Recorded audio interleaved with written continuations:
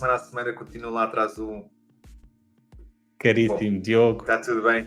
Ora viva, muito boa noite. Está bom, Muito senhor? Bem disposto? Pai, o senhor está ótimo. Preparado. Está ótimo. Eu acho que é justo tratá-lo por senhor em dia de especial aniversário. Portanto, É obviamente, verdade, é isto mais é uma especial.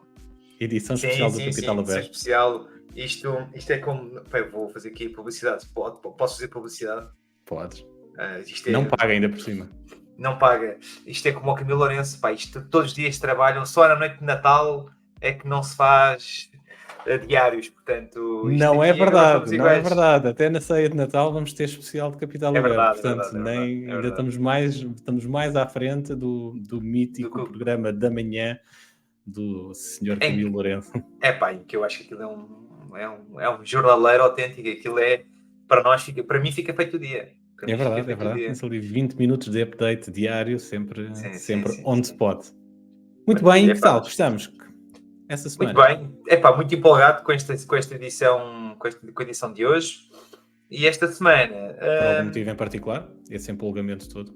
Pelos temas que vamos trazer pelos temas, exatamente, sim. Hoje vou ter aqui tempo de antena e, portanto...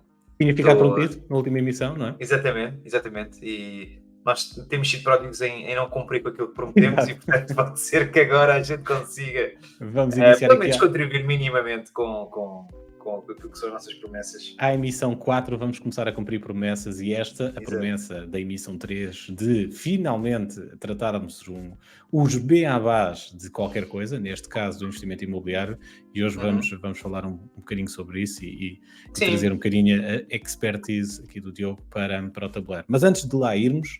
Para o tabuleiro. Antes de lá irmos... Temos que começar a usar aquelas expressões tipo os gajos, aqueles senhores gajos que fazem aqueles relatos da bola, que inventam expressões maravilhosas, sempre conseguem ter um enquadramento, uma narrativa sempre mítico. Estou-me a tentar lembrar do nome desse mítico relatador de futebol, pá, que tem uma coleção de pérolas inacreditável.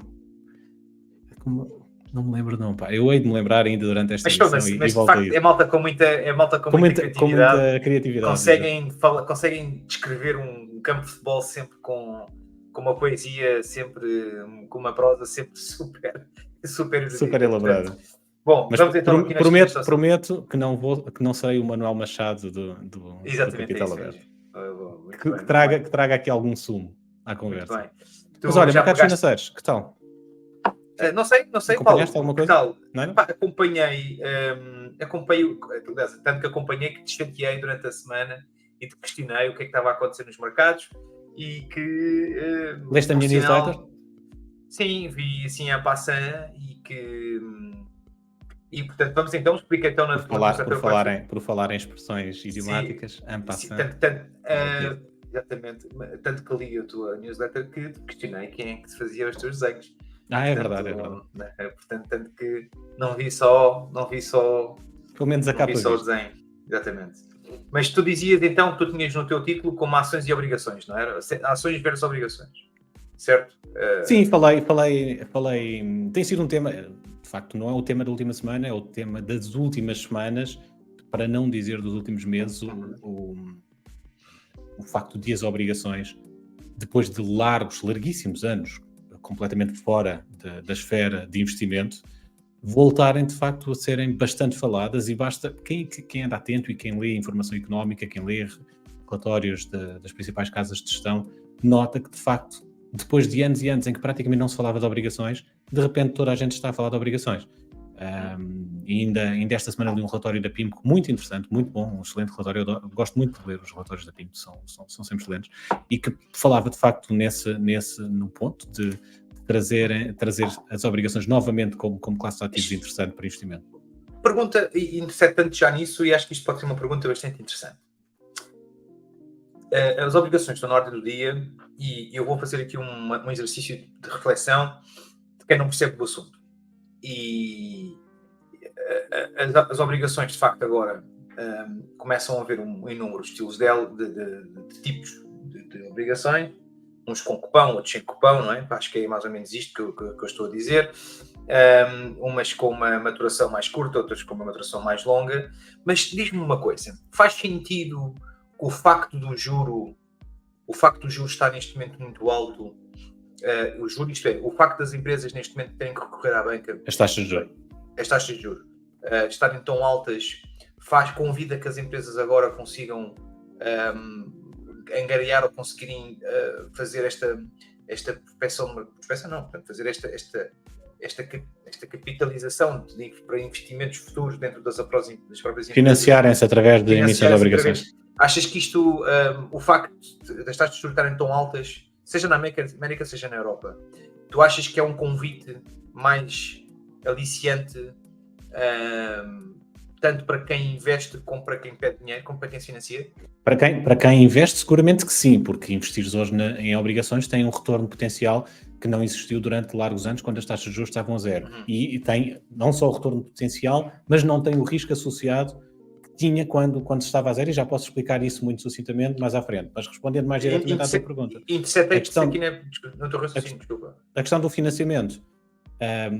Do lado das empresas tem muito a ver com o custo de capital, porque uma empresa financia-se, o objetivo de uma empresa é financiar-se ao mais baixo custo possível, como é natural.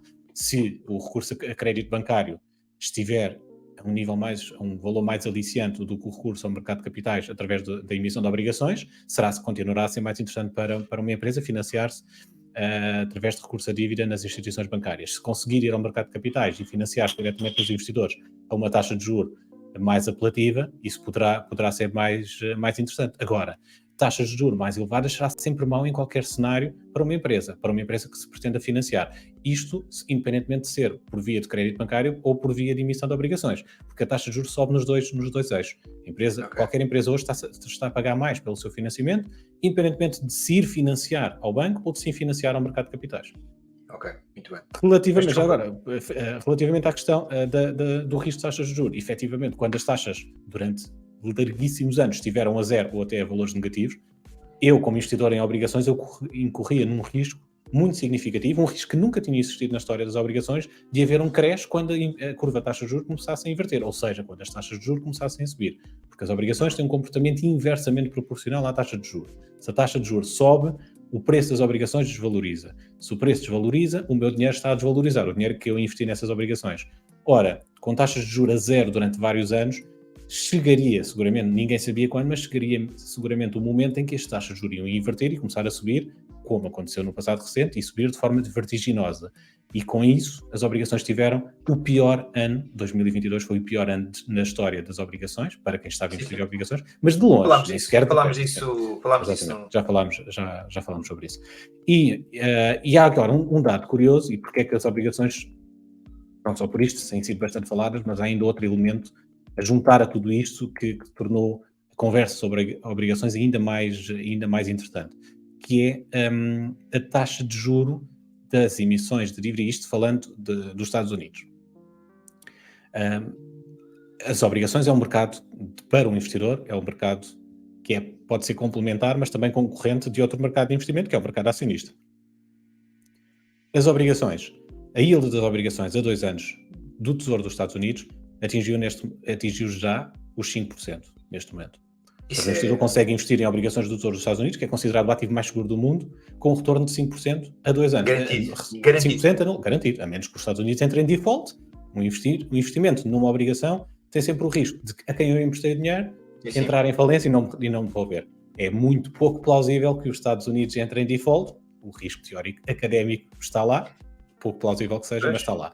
Se os Estados Unidos não entrarem em default em 2 anos, o investidor que compra obrigações do Tesouro dos Estados Unidos recebe mais de 5% anualizado durante estes 2 anos, o que é muito bom. Isto compara com os earnings, com os earnings do S&P 500. E aqui é que está o ponto central da questão, que é, basicamente, a earnings yield do S&P 500 está nos 4,08%. O que é a earnings yield do S&P 500? É, na verdade, a média do resultado líquido das ações do S&P 500. Ora, o resultado líquido é o lucro do investidor. O resultado líquido médio do S&P 500 neste momento está em pouco acima dos 4%, o que significa que o investidor consegue um retorno superior a investir em obrigações a 2 anos do Tesouro dos Estados Unidos do que o retorno teórico para o acionista do mercado acionista americano. o que é muito anómalo. Poucas vezes aconteceu isto na história, esta inversão, porque tipicamente a expectativa de retorno é maior no mercado acionista do que no mercado obrigacionista, e neste momento não é. Portanto, também por isso, e falei sobre isso na minha newsletter, também por isso, Mas diz-me as uma coisa, obrigações são tema. mas diz-me uma coisa, isso achas, na tua opinião, portanto, estamos a falar de um retorno garantido de 5% anualizado, portanto, a 2 anos, portanto, para 2 anos.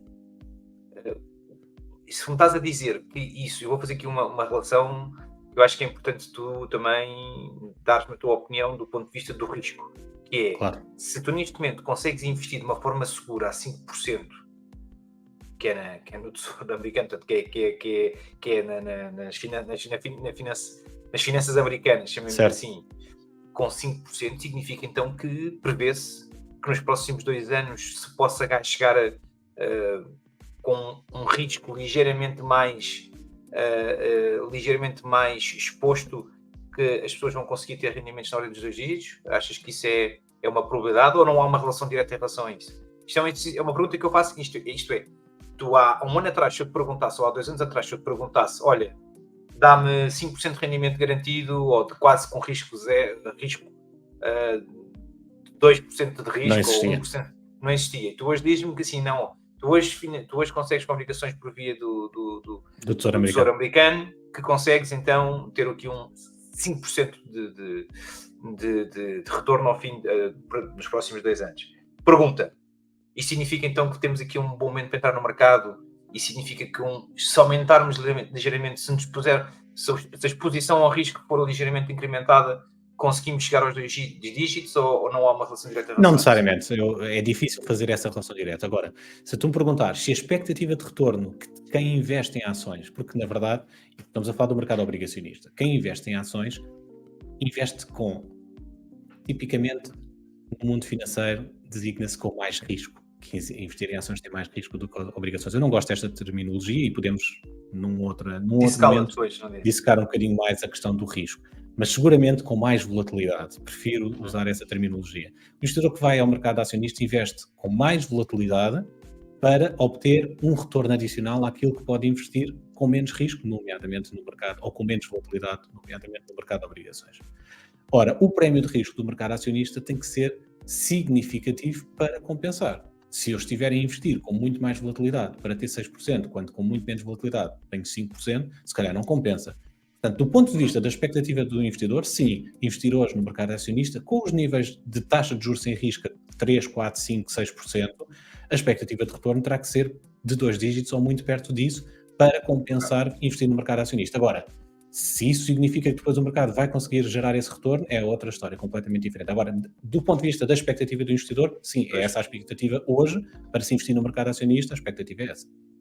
Eu sou pródigo em fazer perguntas muito parvas, portanto, as minhas desculpas. Não há perguntas parvas, todas as perguntas são pertinentes, as respostas podem ser parvas, as perguntas não. Eu tinha sempre este mau jeito, principalmente nas aulas de português, nos exercícios de interpretação. Eu ia sempre buscar a coisa mais improvável na interpretação de um texto. Sempre. Eu era muito mau na interpretação. E engraçado que nós aqui não ensaiamos as nossas perguntas, isto não está minimamente ensaiado, é claro que não está ensaiado. E às vezes tenho um bocado de receitas destas perguntas, mas pronto, mas para mim faz as tuas perguntas sentido. Provavelmente são as perguntas muitas daqueles que nos estão a ouvir, portanto faz todo o sentido. Não, porque eu nunca fazia parte da amostra das perguntas da interpretação dos textos de língua portuguesa. Os meus sentimentos fortes para as minhas professoras de língua portuguesa fica já aqui declarado. Mas pronto, muito bem. Tu tens aqui sempre, de uma forma muito conservadora, tu vais sempre dando... Conservadora? Digo isto porque tens sempre aqui um enfoque muito grande à questão deste índice do S&P 500. Apesar de na tua newsletter depois falas também do Nasdaq e falas de outros índices, mas para quem não nos conhece e para quem está a vir pela primeira vez, ajuda-me. E para quem está numa fase muito embrionária nestas coisas dos mercados financeiros, o S&P 500 para ti é um barómetro, portanto, para ti é uma bitola. Para mim, para o mercado financeiro, é o barómetro, de facto, tu utilizaste a palavra certa, é o barómetro dos mercados financeiros, porque é onde estão as 500 maiores empresas dos Estados Unidos, que na verdade são as 500 maiores empresas do mundo, ou algumas a maior parte das empresas, Sim. Das maiores empresas do De mundo, todos os consideradas setores. nos Estados Unidos, Sim, em todos os setores, de forma transversal. E o mercado acionista americano é sensivelmente 60%, tem 60% do peso do mercado acionista mundial. Ora, se o mercado acionista americano como um todo já tem esse peso na economia mundial, e se tu tens um índice que representa as 500 maiores de uma economia que já representa 60% do mercado acionista mundial, só por aí acho que a conclusão é fácil perceber porque é que olhamos, mesmo apesar de sermos europeus e de obviamente termos que ter em consideração, porque é óbvio que o barómetro é o S&P 500, mas quando estamos a investir temos que ter em consideração a nossa geografia e a nossa moeda, porque há de facto o risco cambial. Eu não posso simplesmente investir tudo no S&P 500 sendo investidor europeu. Poder posso, não é? Mas estou a incorrer, é preciso ter em atenção que estou a incorrer num risco cambial que pode ser relevante. Mas, de facto, como monitorização do mercado financeiro, daquilo que se passa no mercado financeiro, até pela influência que o próprio S&P 500 tem no resto do mercado. E é giro verificar para quem acompanha os mercados financeiros, e sobretudo para quem os acompanha na Europa. Tu tens as bolsas europeias a abrir de manhã e tens o S&P 500, as bolsas americanas a abrir à tarde, depois do almoço. À tarde, no horário europeu. E é curioso verificar que aquilo que acontece no mercado americano, quando depois da sua abertura, influencia de forma significativa o resto do comportamento das bolsas europeias. A Europa pode estar a ter uma sessão muito positiva, que se os Estados Unidos abrirem à tarde a cair, e sobretudo se abrirem a cair de forma significativa, tu vês imediatamente as bolsas europeias logo a começarem a desvanecer os ganhos e a convergirem com aquilo que é o comportamento dos Estados Unidos. E o inverso também acontece. Ou seja, é o barómetro para os analistas, mas o próprio mercado também, mesmo os investidores, quando estão num dia positivo e o mercado americano abre vermelho, rapidamente o sentimento de mercado vira de acordo com aquilo que se está a passar nos Estados Unidos. Muito bem, muito bem. Isso é que eu sinto claramente na tua forma de falar e na tua vontade de falar, de que isto dava para um podcast tipo edição especial de 7 horas on the go, portanto... Vamos partindo isto em parcelas de 30 a 40 minutos todas as semanas e vamos partilhando estes temas com quem tem interesse. Muito bem, mas fiquei refém aqui daquilo que disseste, da relação à questão deste investimento. Aliás, a título pessoal, não estamos a recomendar ninguém, isto fica claro, não vá, quer dizer, isto também não é a América, não vamos ser processados, certamente por estarmos a convidar alguém a investir, certamente isto tem pouca matéria de facto, mas ainda assim fiquei curioso e fiquei refém dessa questão dos 5%, porque tu neste momento são poucos ou nenhuns formas de rendibilidade que te garanta 5% do teu negócio, não é? Portanto, infelizmente na Europa e em euros não temos ainda essas yields. Mas para um investidor americano em dólares, claramente, isso e admito, aliás, os dados, não é admito, esses dados são factuais, tem havido de facto uma injeção significativa por parte dos investidores americanos, ou dos investidores em dólares, chamemos assim, claro, dos americanos, nestes títulos, porque de facto têm rendibilidades que já não se viam há muito tempo. Há muitos anos, claro. E achas que tendencialmente isto será algo ao aumentar ainda, ou achas que isto está no ponto máximo, no ponto máximo da digamos, na aviação há uma coisa que é o top of climb, portanto, estamos no ponto mais alto da nossa jornada, Olha, gostava imenso de ter aqui a minha bola de cristal hoje comigo, que não a trouxe para esta emissão, para te responder essa pergunta, porque dava-me imenso jeito. É muito difícil fazer futurologia em mercados financeiros. Por isso é que normalmente a minha tónica é muito mais na gestão de risco e menos no tentar adivinhar ou perspectivar o que é que o mercado vai fazer amanhã, porque isso é extraordinariamente difícil. Agora, pegando naquilo que é a opinião generalizada da maior parte dos analistas, de facto, a curva de taxas de juros estará já perto, poderá não ter atingido o máximo, mas estará já lá perto disso. E faz algum sentido ter em conta aquilo que já foi a apreciação ou já foi a subida das taxas de juros nos dois principais blocos. Agora, tudo depende da evolução da inflação. As taxas de juros estão a subir porque há uma necessidade de controlar uma inflação que chegou a estar completamente descontrolada, agora parece já um pouco mais controlada. Sim. Aquilo que é a esmagadora maioria do consenso no mercado financeiro, daquilo que é o consenso no mercado financeiro, é de que as taxas estarão a atingir o seu pico, mas tendencialmente irão ficar a níveis elevados mais tempo do que aquilo que se esperava. Esperava-se que elas pudessem atingir um pico muito rápido e que depois rapidamente houvesse espaço para começar a baixar a taxa de juros, sobretudo Mas se não, começasse a haver isso. sinais de arrefecimento da economia e que fosse preciso voltar a estimular a economia. Não tem sido o caso. A inflação parece estar a controlar, mas está mais resiliente do que aquilo que se esperava, portanto as taxas de juros provavelmente ter sempre que manter a estes níveis mais tempo do que aquilo que se perspectivava. Claro. Mas se até os próprios bancos centrais vão navegando um pouco à vista, à medida que vão recebendo dados económicos e vão atualizando as suas perspectivas e as suas estimativas, como deves imaginar, ainda mais difícil será para o comum dos analistas fazer muita futurologia em relação a este tema. Tu tinhas posto aqui um comentário no nosso bloco de notas em que falavas entre. Não chegaste a explicar a diferença entre earning yield e dividend yield. Não fizeste. Sim, não posso explicar muito rapidamente, porque de facto, por vezes há essa confusão entre o que é earnings, a earnings yield do S&P 500 e a dividend yield. O dividend yield é efetivamente aquilo que é distribuído ao acionista. Okay. Nem todas as empresas não distribuem 100% do seu resultado líquido. Se o distribuíssem, a earnings yield seria exatamente igual ao dividend yield. Mas como as empresas distribuem apenas uma fração daquilo que é os seus earnings, o dividend yield é efetivamente o valor que foi distribuído em crédito em conta aos acionistas. Ok, muito bem. Obrigado por esse teu esclarecimento, Dr. Paulo Soares. Ora, é sempre um gosto. Mas olha, já vamos longo, já falámos sobre o mercado. 20 minutos, isto aqui passa de um... Já falámos bastante sobre o mercado por hoje. Sim. Mais sobre isto é só subscrever a newsletter. Exatamente. Temos que sempre pôr lá informação. Exatamente. Nós vamos pôr o link. E onde é que as pessoas podem o fazer? É basicamente o quê? Mandam como é que fazem isso? É ir ao link que nós vamos colocar nas várias plataformas onde disponibilizamos esta nossa conversa, YouTube e o Spotify, maioritariamente essas duas, e subscrever. É gratuito, portanto, é uma forma simples e rápida e eficiente de saber o que é que se passa nos mercados, de uma forma leve. Ganhar um belíssimo prémio. Exatamente, a roda anda à volta todas as semanas. Vai haver um giveaway. Muito bem.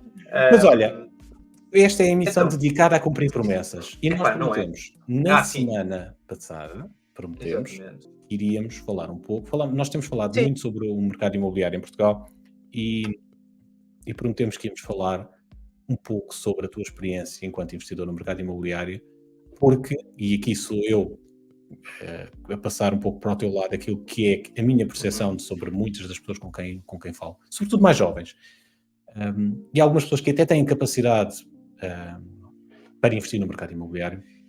Sim. E não o fazem, ou têm essa renitência em fazê-lo, porque não conseguem dar o primeiro passo. Como em tudo na vida, dar o primeiro passo muitas vezes é sempre o mais difícil, dando esse primeiro passo, mas para dar esse primeiro passo é preciso de facto ter algumas bases.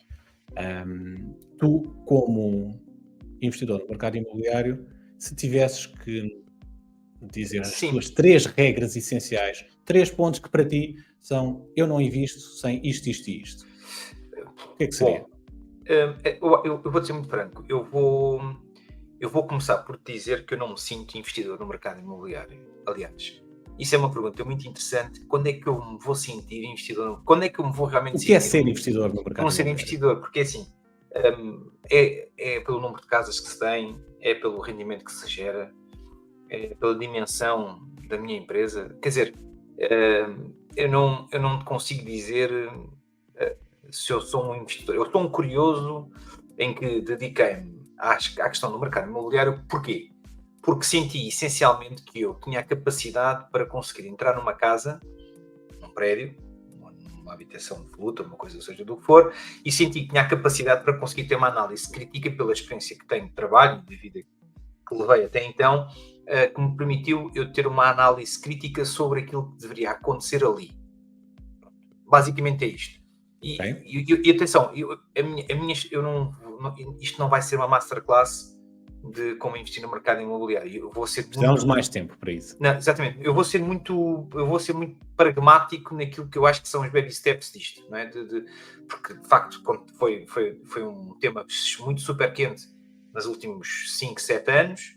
Sem dúvida. E muita gente ganhou dinheiro, houve também quem cometesse argoladas, e mesmo os experientes cometem argoladas, e portanto, mas eu ainda assim continuo a haver um grande acesso à informação, um nível de awareness para isto, e quiçá que venha aí uma oportunidade boa de isto voltar a mexer no mercado imobiliário para quem tenha capital, porque de facto poderá haver aqui movimentações nesse sentido, por haver mais casas disponíveis no mercado e porque ainda não existe casas suficientes para vencer a procura existente. E portanto vai haver aqui, vai haver aqui um momento em que essa inércia vai ser boa para se investir rapidamente. Não será por muito tempo, certamente, mas vai haver de certeza essa necessidade.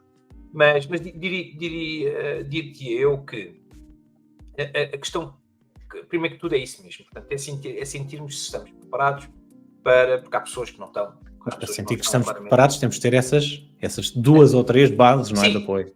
Exatamente. Quais foram as tuas? Quais foram as que tu sentiste que foram as tuas bases que te deu essa segurança? Primeiro que tudo era eu conseguir perceber, sem ouvir opiniões de terceiros, conseguir perceber a casa que eu estava a ver, se aquilo tinha condições, não é? E o que é isto de ver a casa? É no sentido de, não é só olhar para as paredes que têm infiltrações, é perceber a sua localização, para perceber o propósito da casa que eu estava a ver, se era uma casa para ser reconvertida, para ser reabilitada, para depois vender, se era uma casa porque tinha um propósito específico para ser para um objetivo de arrendamento, perceber se é uma zona ARU, perceber se ARU, neste caso, uma área de reabilitação urbana, que em outros municípios podem ter outros nomes, mas que basicamente é onde permite haver uma reabilitação, porque neste momento há planos, isto aqui o parênteses à conversa, muita atenção a isto em relação à ARU, porque neste momento existem já municípios em que estão a terminar esses incentivos em relação à ARU, e portanto uma coisa que estava em ARU pode deixar de estar a qualquer momento, e portanto atenção. Deixa-me só fazer-te um parênteses, já que falaste de uma coisa que é importante para ti, também, do ponto de vista mais prático, como é que eu posso saber que zona é ARU, área de reabilitação urbana, não é? Tipicamente isso está em consulta nos portais dos municípios, e portanto eles dizem, há um mapa, há uma grelha, digamos um mapa mesmo, onde estão assignadas as zonas onde o município reconhece como sendo uma zona de reabilitação ponto urbana. Importante, portal dos municípios. Portanto, aqui é um sítio que eu não sabia. Uma Câmara Municipal, é o portal da Câmara. É o portal da Câmara. Ou seja, quando tu falas portal do município, portal da Câmara Municipal. Sim. O portal da Câmara Municipal é um local onde efetivamente nós podemos extrair informação relevante quando temos intenções de investir no imobiliário. E tipicamente os municípios que têm ARU, nem todos têm, mas todos os municípios que tenham ARU têm que assignar e que têm que dizer até quando é que essa área até quando é que isso está válido. Okay? Isto é muito importante. Mas estava eu a dizer, então, para mim é muito importante esta questão de situarmos não só na casa em si, mas sim o propósito da casa. Porque a casa pode ser belíssima para requalificar e vender, como pode ser uma belíssima casa. Não. Eu estou aqui em frente a uma universidade e com esta questão da procura das casas para arrendamento para jovens, isto pode fazer todo o sentido de eu conseguir fazer aqui, imagina, 10 anos ou 8 anos de arrendamento, e ao fim dos 8 anos eu vendo a casa. Portanto, tu tens um duplo ganho, não é? Tens um ganho do ativo que ele... Tens o ganho do ativo, do rendimento passivo que ele te gerou, e tens depois ao fim de 7 anos. É expectável que o próprio imóvel tenha valorizado, minimamente, ou então pelo menos não desvalorizou, e conseguiste, com o investimento que fizeste, se conseguiste ter o suporte suficiente do ponto de vista, ou só conseguiste um empréstimo, ou não, ou de facto se for capital próprio, portanto, tu ao fim de X anos podes fazer então a venda do imóvel, pronto, e é de facto um bom investimento. Pode ser um bom investimento.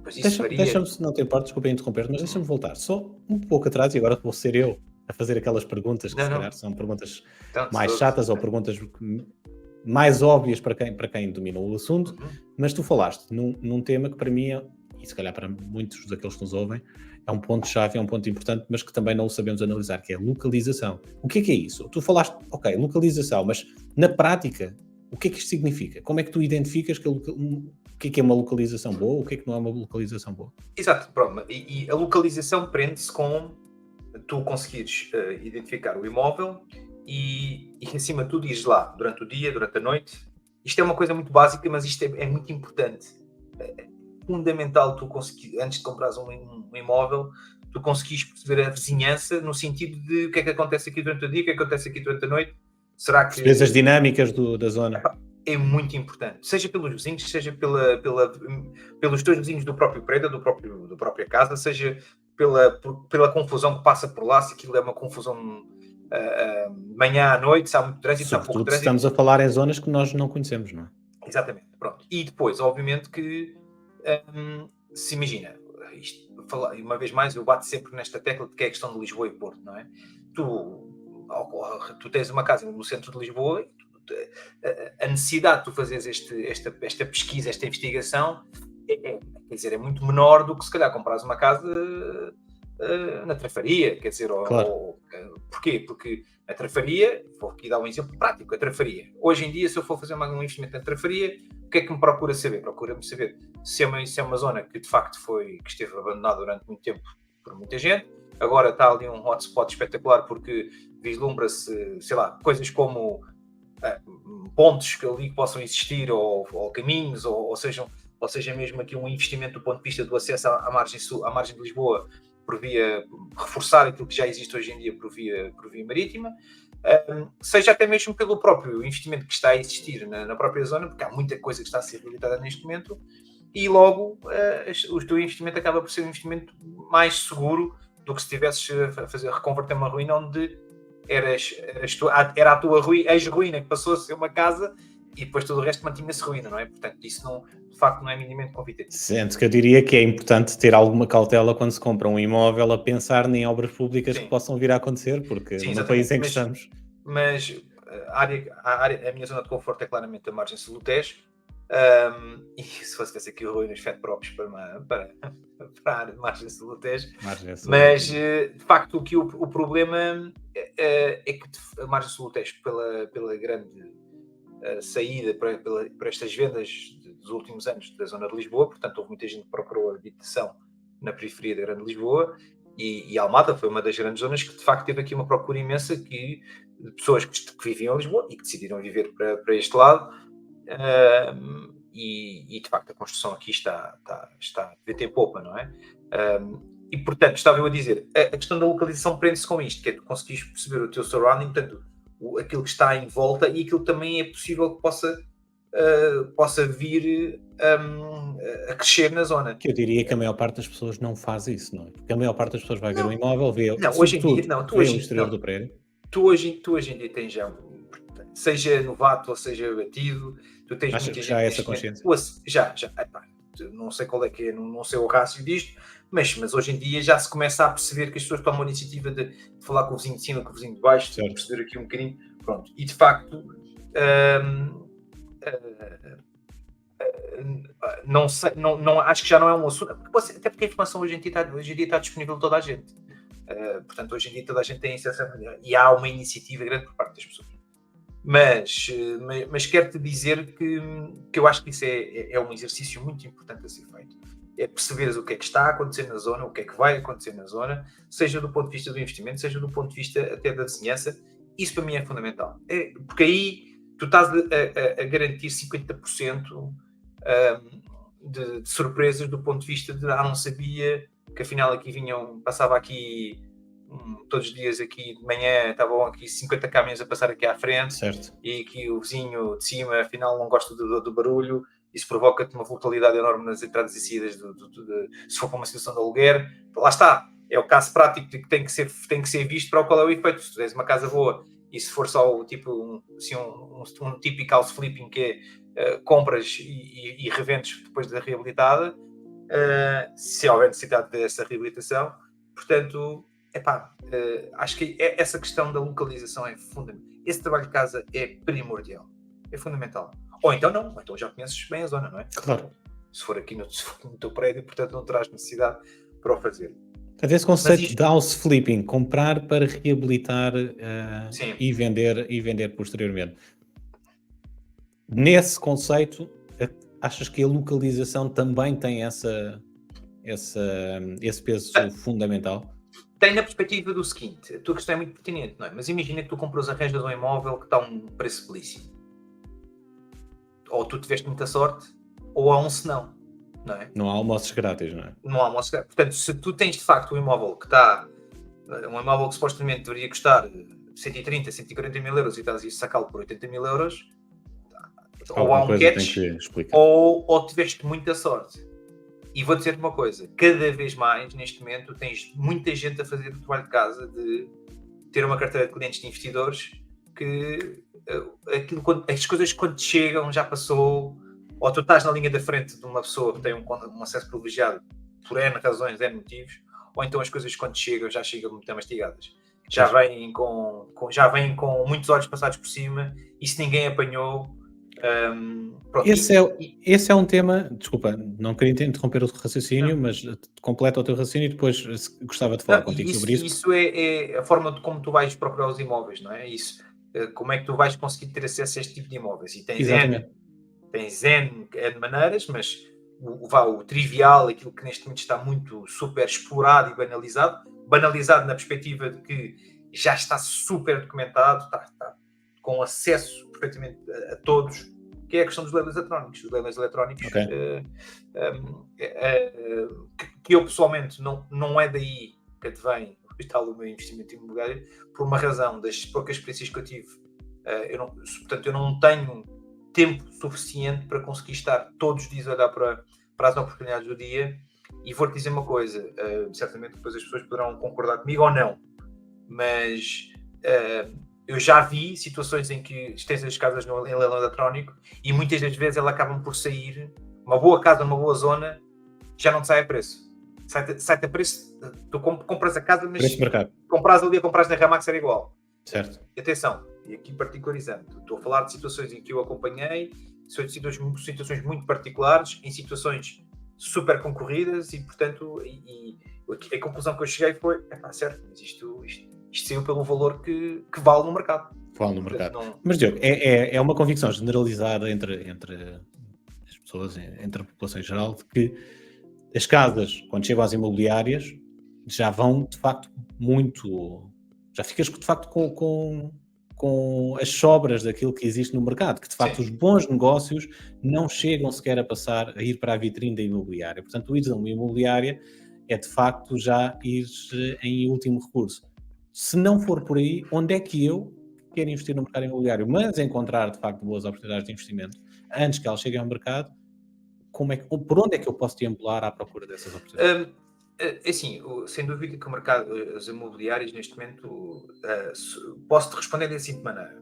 Nem toda a gente, portanto, eu se tiver uma pressa maior que o normal para vender uma casa, o que acontece muito normalmente é que, de facto, vou primeiro à minha rede de contactos, sejam amigos ou não, e que tentarei vender a casa sem ter havido intermediação imobiliária. Mas há muita gente que não tem capacidade, não conhece pessoas e recorre às imobiliárias. E tu ainda, com uma forma muito esporádica, ainda arranjas um negócio ou outro que vem daí. Tens outro veículo muito interessante que são tipicamente a malta que faz a gestão das dívidas das pessoas, que quando elas são, portanto, são... agora escapar o nome. Que fazem execução de penhoras ou... Exatamente, de penhoras de casas e etc. Aquilo tem um nome. Ai, caramba, agora está-me a escapar o nome. Isto é dos nervos aqui. Mas são empresas que se dedicam são indivíduos, que recuperam crédito, depois que muitas já vou-me lembrar do nome, mas e que tipicamente quando há essa questão de haver uma situação de incumprimento e as pessoas têm um penhor ou têm alguém para gerir a sua dívida, tipicamente quando há imóveis pelo meio também são uma boa oportunidade, não é? São os administradores de insolvências, assim é que é. Pronto, e muitas das vezes essa malta tem capacidade de acesso a bens que de facto por vezes possam ser muito ter valor apetecíveis, e não estarem acesso ao cidadão comum. Porque repara, imagina, tens um administrador de uma insolvência que está a resolver um problema de alguém e de repente tens a capacidade de resolver o problema do homem. Se a casa está como colateral e de repente a casa que vale 150, sai por 95 e toda a gente fica feliz da vida e toda a gente recebe a sua parte do quinhão do seu negócio, e muitas das vezes isto acontece, e de facto aí é que são as boas oportunidades. Portanto, isso ainda hoje penso eu que seja um grande veículo digamos, de bons negócios, não tanto as imobiliárias, não tanto os eletrónicos. Os bancos neste momento estão têm uma supervisão grande e portanto também já não são um grande veículo desse tipo de investimento, não é? Mas pronto, diria eu que pronto, é preciso estar atento ao mercado e fazer prospecção. Aliás, os imobiliários conseguem ter os imóveis por 2 vias, ou fazem prospecção, ou fazem a sua prospecção. Claro, e tu podes fazer a prospecção tal como as imobiliárias fazem ela. Exatamente. Portanto, os teus pilares, já percebi que é a localização, segundo, a prospecção, terceiro pilar. E depois é fazer as contas, como dizia o cálculo financeiro. E depois é fazer essas contas. Sim, há uma métrica, que é uma métrica fundamental para se conseguir perceber a questão do valor do negócio. Portanto, que é a questão chama-se um cap rate que /yield, em que basicamente aquilo é um resultado operacional sobre o valor do imóvel. Isso dá-te um valor. Há uma métrica, isto é aquela coisa do metro quadrado, um bocadinho como aquela métrica do custo de metro quadrado, que vale o que vale, mas que é uma boa métrica, que basicamente é o teu resultado operacional. Se oscilar ali entre os teus, eu vou dizer aqui números conservadores, mas dos teus 5%, 6%, até 9%, 10%, assim, estou a falar de médias, não é? Estamos a falar de coisas completamente... Que não é fácil obter, porque a média histórica de retorno do mercado imobiliário é abaixo desses valores. Sim, estou a falar de quem investe particularmente portanto, e que corre o risco, não é? Isto corre o risco. Portanto, a média, claro. Essa tua média pode ser, se calhar, de fundos e de etc., de mercados, não sei, mas hoje em dia tu tens investidores que neste momento... que seguramente que investem em situações em que a yield seja de 5, 6%. Obviamente que hoje não. A malta quer sempre um bocadinho mais, porque lá está, tens o Tesouro Americano a dar-te 5% garantido sem te chateares. Obviamente que é necessário que a tua yield agora seja um bocadinho mais para correres o risco, não é? Mas basicamente, e depois qual é que é a questão desta, e falando desta yield do ponto de vista do arrendamento, a questão do ponto de vista do arrendamento, fundamental é que tu geris as tuas despesas, não é? Tu se conseguires gerir bem a tua renda fixa e se tu conseguires gerir bem a tua despesa, faça ao falas em despesas, estás a falar do quê? O que é que estás a falar estou a incorporar os impostos que são devidos, não tens hipótese, não é? Mas imagina que é uma renda que Custo de financiamento ou não estás a incorporar custo de financiamento? Custo de financiamento, estou a falar do custo de financiamento, eu estou a falar da manutenção do próprio imóvel. Okay. Gerir a própria manutenção do imóvel é fundamental para ti. E, portanto, isto... Porque as pessoas depois não fazem... Se estivermos a falar, e esse é um ponto que também acho que é muito importante e que é relevante, sobretudo porque estamos a falar, e a ideia estamos a falar para quem não tem experiência, para quem quer, quem tem vontade de investir no imobiliário, mas não tem experiência. E que pensa, provavelmente, como eu também, antes de pensar nestes sistemas, pensava, que compras o imóvel, pagas ao banco a renda, se tiveres financiamento, recebes um valor de mercado por aquela tipologia de apartamento numa renda mensal do inquilino que lá colocares e acabou. Não é só isto. Há muito mais para além disso.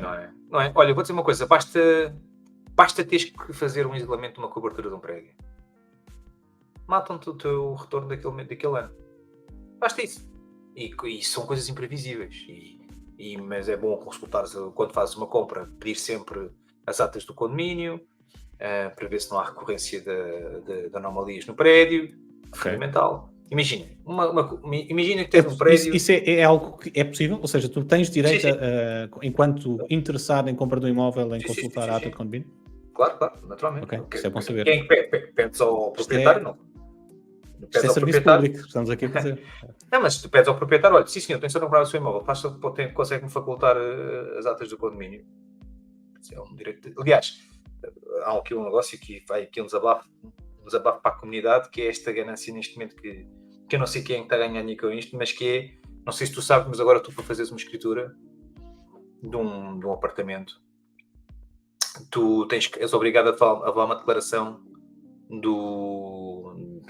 digamos, do gestor do teu condomínio, se for uma empresa, a declarar que não tens dívida, e que estás a vender o imóvel ao condomínio. ao condomínio. E Ok. hoje em dia, há pouco tempo fiz uma escritura que de facto que informaram-me que a própria conservatória pode levantar problemas, que acredito que neste momento ainda não seja um tema, mas que obrigam que essa declaração seja reconhecida.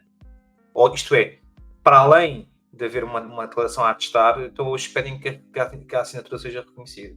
Notarialmente. E isto tu para já pagas, eu paguei, são coisas que não... 50 euros por uma declaração, a dizer, olha, você não deve nada. Em semana de orçamento de Estado e em semana de aumento de impostos indiretos é um bom tema, mas deixamos não são os 50 euros que matam, mas a verdade é que isto... Sim, mas a burocracia é uma a burocracia, isto é um tema E lateral ao nosso condicionares tema uma da ação, mas escritura- é a burocracia que existe em Portugal e que vai. E condicionados a e escritura a uma assume- declaração destas. O que é que isto significa? Em Portugal assume contornos ridículos. Mas já Mas qual é sim, a mas leitura que eu continua. faço disto? A leitura que eu faço disto é que houve muita gente, certamente, imagina que eu tenho um apartamento no meu prédio e eu sou o administrador do condomínio. Imagina que eu chego lá, vou vender a minha casa, nunca paguei nos últimos 5 anos, se calhar, porque fui sempre administrador do prédio e nunca paguei condomínio, vou-me embora, ganho 5 aninhos ali sem ganhar nada, e depois a malta, mas o senhor nunca pagou. Mas agora, depois de resolvido, isto é a leitura que eu faço, não é? A malta séria leva com estes bananos pelo meio, mas isto é que, pronto, há de ter acontecido. Isto é a leitura que eu faço. Há umas chicas partidas neste Portanto, processo. já passaste para a irritação da semana. É isso? Já.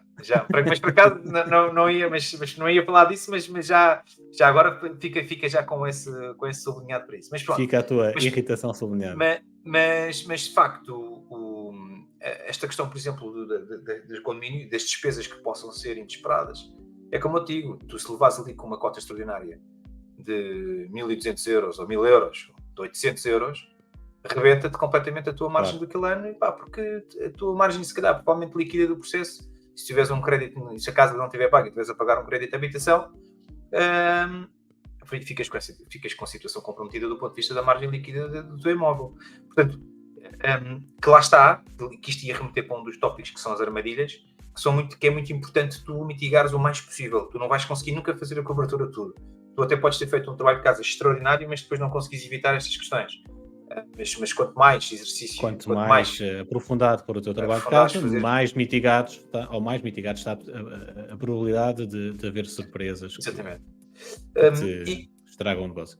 E, portanto, depois eu vou levar isto aqui para um último tópico que lá está, como eu tinha dito inicialmente, é que não vou fazer aqui um exercício hoje matemático do ponto de vista de como é que tu calculas os teus rendimentos sobre o teu imóvel. Estamos muito a montante disso, que é como fazer então boas escolhas. E, sem dúvida, que a questão do crédito de habitação hoje em dia tem um impacto grande nas tuas decisões. Significa isto que o dinheiro está muito mais caro do que estava há uns anos atrás. E, portanto, significa que se tu vais recorrer ao crédito, tens que garantir que tens condições suficientes para conseguir gerir a volatilidade que o mercado te obriga, ok? Portanto, do ponto de vista da taxa de juros.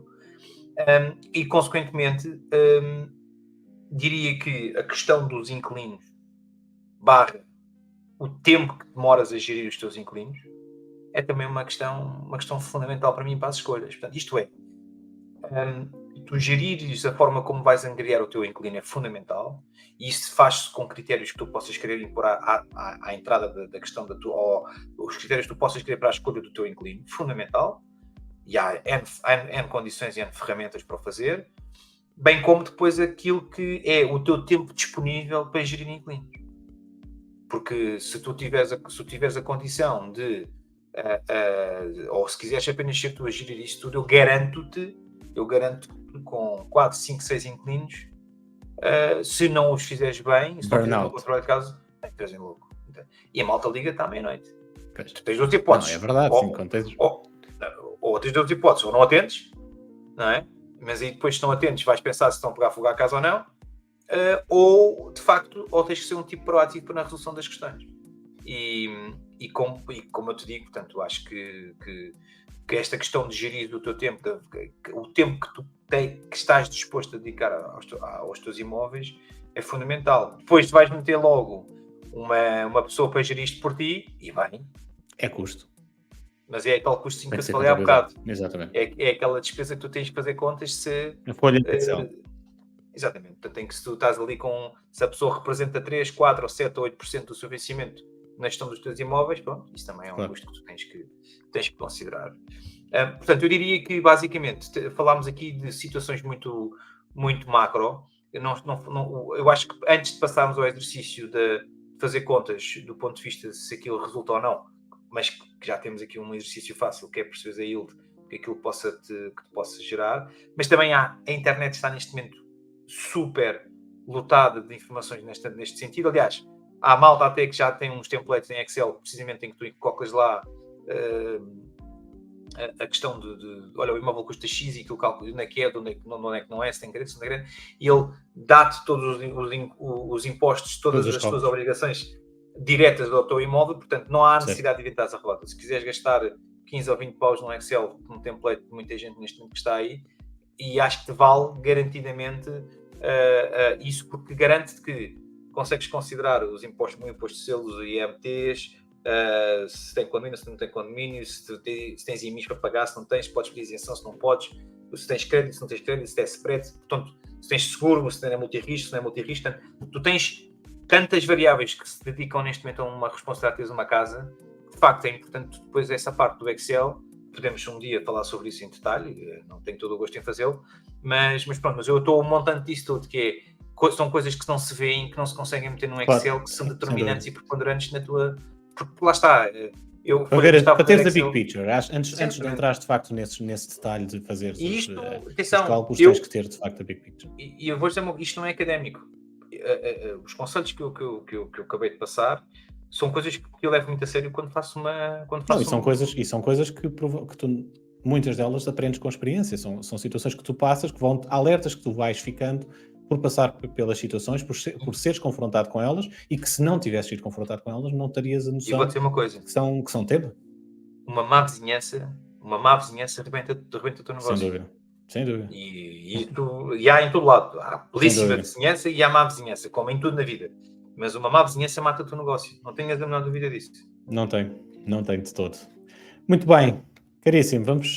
Avançamos rapidamente para o fecho desta emissão. Já estamos, como para variar, não é? Para lá do nosso... É para assim. Mas sabes que tenho observado. Mas eu tenho observado nos últimos tempos muito esta questão dos tempos dos podcasts, deste tipo, do estilo do nosso.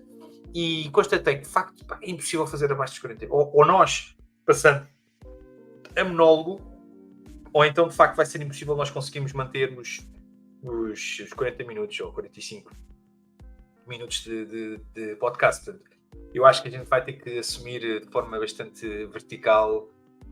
Que a malta vai ter paciência para nos aturar durante 2 horas. Quem sabe? Não, 2 horas uma horinha. Fica esse desafio. Quem nos está a ouvir, dê-nos esse feedback. Já estão cansados ou ainda aguentavam mais meia hora de podcast? Eu não vou aguentar mais, com certeza. Mas pronto. Então, mas a irritação da semana já está feita, que foi aquilo, foi a minha declaração de 50 euros do condomínio para conseguir fazer uma escritura. Portanto, essa é a minha irritação da semana. As tuas irritações têm muito a ver com o Estado, as minhas também, se calhar não com tanta frequência como tu, porque também, felizmente ou infelizmente, isso é sempre dúbio e discutível, mas não sofro tanto o impacto por não ser residente em Portugal, não sofro tanto o impacto do Estado português como tu, mas acompanho e ainda esta semana, este fim de semana, estive a ler exaustivamente o Expresso para perceber de facto o que é que vem em termos de orçamento de Estado, e foi precisamente isso que me trouxe a minha irritação da semana. Não tem a ver com o Estado, não tem a ver com impostos, não tem a ver com o orçamento de Estado, mas tem a ver com algo que li no Expresso, que leio quase incessantemente, mas que não gostava de ler. Eu percebo que possa ler isto noutro tipo de informação, ou noutro tipo de publicações menos cuidadas, mas não com o Expresso, que é de facto classificar os ETFs como investimento passivo e trackers de index. E aqui falo mais do que para quem nos está a ouvir, falo sobretudo para os agentes de informação, para os jornalistas económicos, para investidores. Chega de falar de ETFs como investimento passivo. No mercado financeiro esta mania de falar de investimento passivo versus investimento ativo, em que os ETFs são investimento passivo e os fundos de investimento são investimento ativo. Não é verdade. O primeiro ETF do mundo foi, de facto, um ETF de investimento passivo, fazia o tracking do S&P 500, é o SPY, foi o primeiro ETF que foi lançado no mundo em 1993, mas 1993 está lá atrás. Depois, a indústria financeira evoluiu muito depois disso e hoje em dia temos ETFs de investimento passivo e de investimento ativo. Temos ETFs que fazem o tracking de indexes, como temos ETFs com estratégias de mais mirabolante possível. Portanto, há de todos os gostos, da mesma forma como há fundos de investimento que são a gestão ativa e fundos de investimento que fazem o tracking de índices. Portanto, isto irritou-me porque, de facto, não espero ver no Expresso este tipo de misconceptions e acho que já é a altura de finalmente sairmos de 1990, porque, de facto, isso era verdade em 1990, não é em 2023. Já é a altura dos agentes financeiros falarem dos temas com o rigor que eles merecem. E é isto, meu caro. Muito bem, pronto. Então, eu sou muito menos eloquente na questão da minha irritação. Eu irrito-me mais com a senhora que me passou a declaração. Tu fazes, portanto, um certame sobre a questão do ETF de 1993. Não, falta de rigor com que se escrevem coisas, sobretudo, e quando elas escrevem numa publicação de referência como é o Expresso, obviamente que irrita. Claro, óbvio. Eu gosto muito de Expresso, por acaso. Gosto muito de Expresso. Eu também. Acho que é uma boa biblioteca de informação. Também por isso. E gostei muito daquele podcast do Pinto Balsemão. Acho que aquela edição dos 50 podcasts, acho eu, que ele fez, super interessante, que acaba por ser ele o próprio, o último podcast acaba por ser ele o entrevistado. Não ouvi, mas vou procurar. Muito bem, aquilo deu um estouro lá foi um podcast que deu um estouro com o nosso Presidente da República, aquilo foi uma polémica, que foi muito giro, que acabaram os dois depois por Pinto Balsemão e o Marcelo Rebelo de Sousa, acabaram por ter ali uma conversa muito simpática de amigos que são, não é?